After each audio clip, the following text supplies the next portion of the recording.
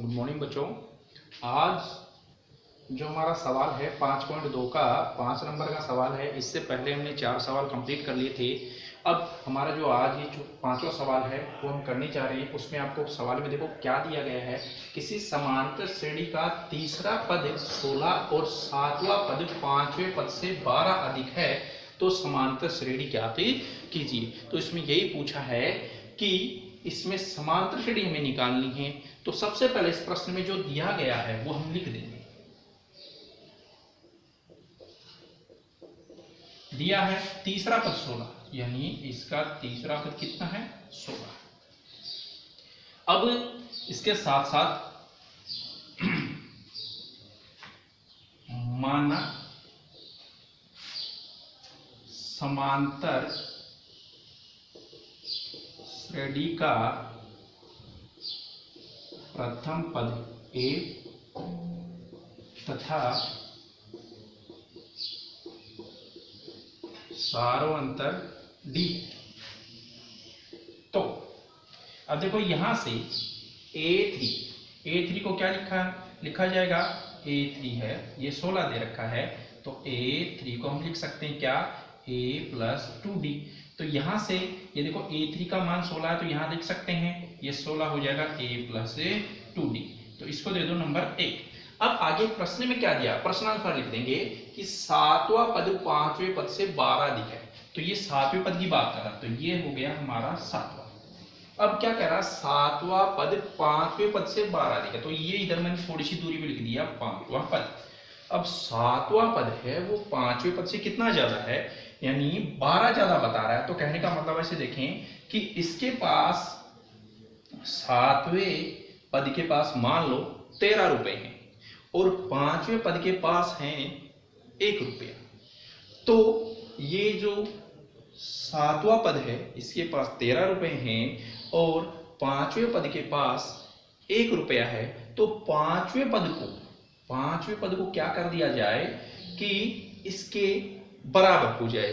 तो इसमें मैं देखो इसके पास 13 रुपए हैं, इसके पास 1 रुपया है, तो इसमें 12 रुपए जोड़ दूंगा तो दोनों के क्या हो जाएंगे बराबर, जो कि हमें करना है। ठीक है, बराबर करने के लिए इसमें कितने रुपए जोड़ दूं, 12 रुपए जोड़ दूं। क्यों, प्रश्न में क्या कहा था कि 7वां पद 5वें पद से क्या था 12 था, अधिक था।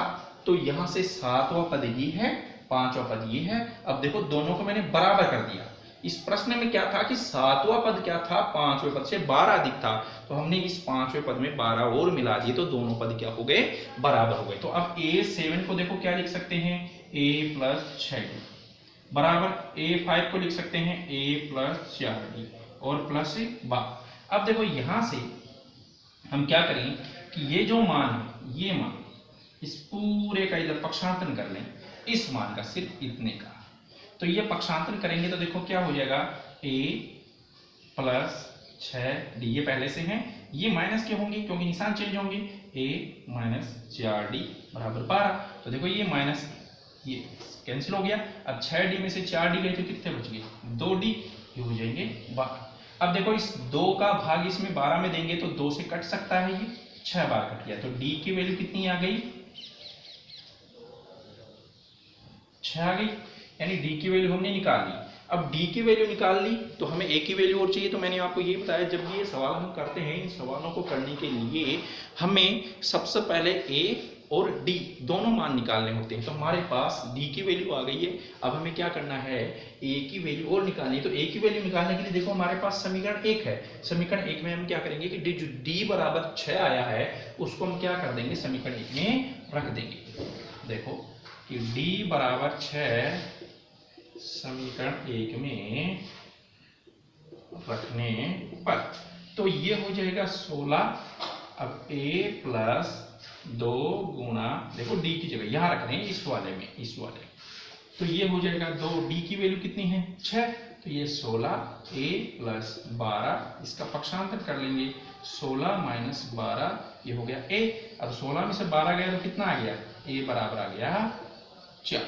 अब आगे हमें प्रश्न में क्या पूछा था कि समांतर श्रेणी ज्ञात कीजिए। अब समांतर श्रेणी ज्ञात कीजिए तो सीधी सी बात है, इसके हम 3 या 4 पद निकाल लें, 4 पद निकाल लें तो समांतर श्रेणी हमारे पास हो जाएगी। अब देखो कि अब हमें पहला पद तो दे ही रखा है, हमें कौन सा पद चाहिए, दूसरा चाहिए, तीसरा अगले ने दे ही दिया है, चौथा पद चाहिए। ठीक है, तो सबसे पहले प्रथम पद हमें दे रखा है अब a2। ठीक है, a2 बराबर a प्लस क्या हो जाएगा d, a3 आपको दिया गया है जो कि देखो ये रहा प्रश्न में, a3 बराबर कितना दिया गया है 16। तो a2 को पहले निकाल लें तो a की वैल्यू देखो कितनी रखेंगे हम 4, और d की वैल्यू देखो ये रही कितनी हो गई 6, तो हमारे पास हो गया 10। a4 निकालेंगे तो a4 हो जाएगा क्या a3 प्लस d, यानी a3 की वैल्यू 16, d की वैल्यू 6, तो ये कितना हो जाएगा 22। तो लिख देंगे अतः समांतर श्रेणी, प्रथम पद से ले लो a1 वो हो गया 4, a2 वो हो गया 10, a3 वो हो गया 16, a4 हो गया 22। इस प्रकार आगे चलेगी, तो ये आपकी समांतर श्रेणी हो जाएगी। आपका सवाल हो गया आपका सवाल हो जाएगा कंप्लीट। क्यों यहाँ दिखाई नहीं दे रहा, तो हम थोड़ा सा ऊपर लिख देते हैं, थोड़ा सा ऊपर लिख दें कि ये समांतर श्रेणी, अतः समांतर श्रेणी क्या हो जाएगी a2 a3 a4, तो ये 4 10 16 22 इस प्रकार आगे।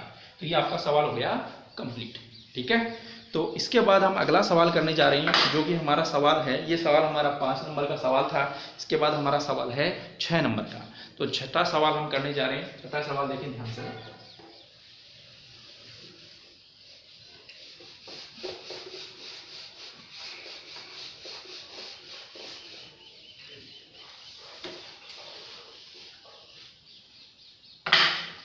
छठा सवाल दे रखा है कि 3 अंकों वाली कितनी संख्याएं 7 से विभाज्य होंगी।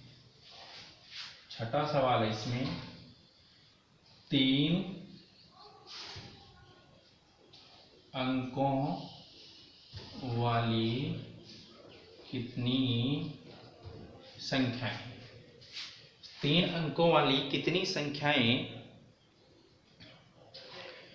3 अंकों वाली कितनी संख्याएं 7 से विभाज्य हैं, 7 से विभाज्य है। ये प्रश्न है हमारा कि 3 अंकों वाली कितनी संख्याएं 7 से विभाज्य हैं। इसका मतलब ये हो कि 3 अंकों की संख्या, जैसे 100 है, 100 में देखो कितने अंक होते हैं, 3 अंक होते हैं, 1 और 2 जीरो होते हैं, 3 अंक हो गए। तो इसी प्रकार इसमें क्या कह रहा है कि जो संख्याएं 3 अंकों की है और वो 7 से क्या है उनमें पूरा भाग जाता है, तो वो संख्याएं कितनी है वो हमें यहाँ निकालना है। तो सबसे पहले इसका देखो हम उत्तर लिखते हैं। तो यहां से कैसे लिखेंगे कि पहले तो लिखेंगे 3 अंकों की संख्याएं, 3 अंकों की संख्या। तो 3 अंकों की संख्याएं शुरू होती हैं 100 से, पहली संख्या होती है 3 अंकों की 100, फिर उसके बाद 101, 102, 103, 104, 105, 106, 107 ऐसे करके लास्ट संख्या हमारी कितनी हो जाएगी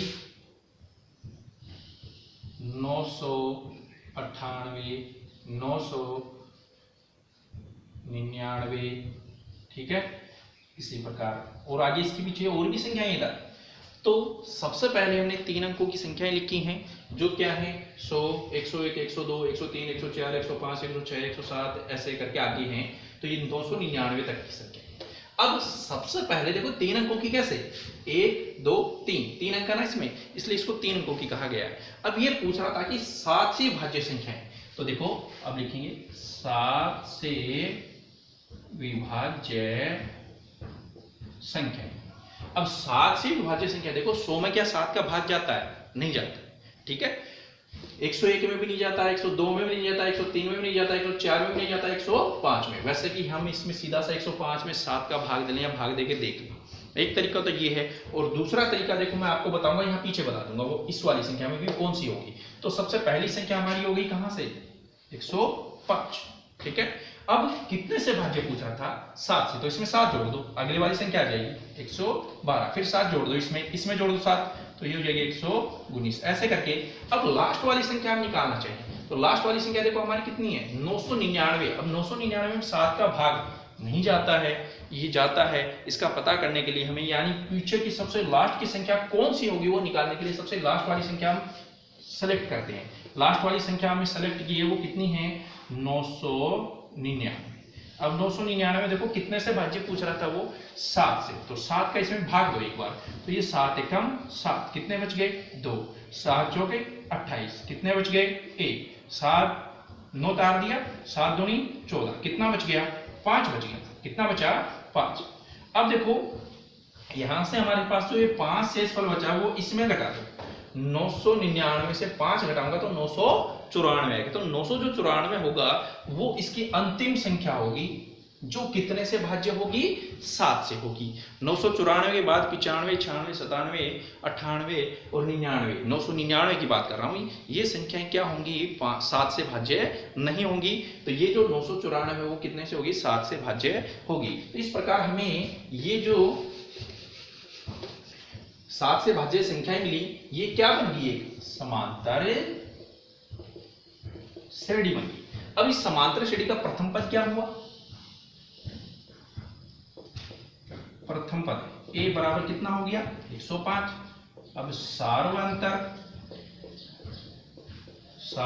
d वो इसमें से घटा दो, चाहे इतने से भाज्य पूछ रहा था वो 7 आ जाएगा, या 112 माइनस 105 तो कितना आ गया 7। अब इसका अंतिम पद लास्ट पद देखो इसके बाद ही खत्म होगी, इसके बाद तो आगे वाली संख्या में 7 का भाग नहीं जा रहा था, इसलिए इसका अंतिम पद हो जाएगा an बराबर हो जाएगा 994। अब हमें ज्ञात क्या करना है कि n कितनी संख्याएं थी, देखो प्रश्न में कितनी पूछ रहा है, तो n हमें ज्ञात करना है, वही हमारा सूत्र हो जाएगा an बराबर a plus n minus 1 into D. अब an की वैल्यू कितनी रखी जाएगी 994।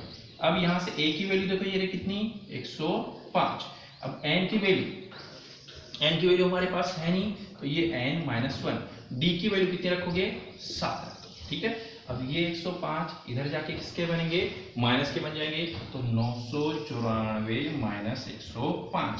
अब ये n माइनस 1 और गुणा में चल रहा है 7, ठीक है। चलिए तो इसको ऐसा लिख दो, इसमें साथ में गुणा मैंने नहीं लगाया, कोई फर्क नहीं पड़ रहा है, यहाँ गुणा लगा दो कोई फर्क नहीं पड़ रहा है। इसको आप ऐसे भी लिख सकते हो ऐसे भी लिख सकते हो। अब यहां से देखें कि 994 में से हमें कितना करना है 105 घटाना है, तो देखो सीधी सी बात, अब यहां से घटा लेते हैं ये कि 994 में से 105 हमें क्या करना है घटाना है। देखो यहां से इससे असल लेगा तो ये कितना बन जाएगा 14, 14 में से 5 गए कितना बच गया 9, इसके पास कितना बच रहा है 8, इसके पास कितना बच रहा है देखो 8, तो 889 आ गया, कितना आ गया 889, तो यहाँ लिख देंगे 889। अब ये n माइनस 1, अब देखो ये गुणा की संख्या थी, इधर जाके इसमें होनी चाहिए थी भाग में, तो ये आ जाएगी इसके भाग में। अब 889 में भाग दे लो कितने का 7 का, तो ये हो जाएगा 7 एकम 7, ठीक है। अब यहाँ से एक बच गया, 7 दूनी कितना हो जाएगा 14, कितना बच गया 4, और 7 7 कितने हो जाएंगे 49, यानी कितनी बार गया ये 127, n माइनस 1 आ गया, समझ में आया। अब यहां से ये -1 इधर जाके इसका बन गया प्लस का, तो 127 में कितना प्लस हो गया 1 प्लस हो गया, तो n की वैल्यू कितनी आ गई, n बराबर हो जाएगा 128, लिख सकते हैं अतः है, तो अतः है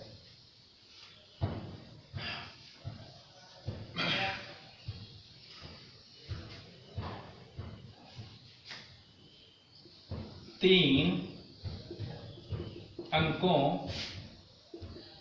वाली 7 से विभाज्य संख्याएं 128 होंगी।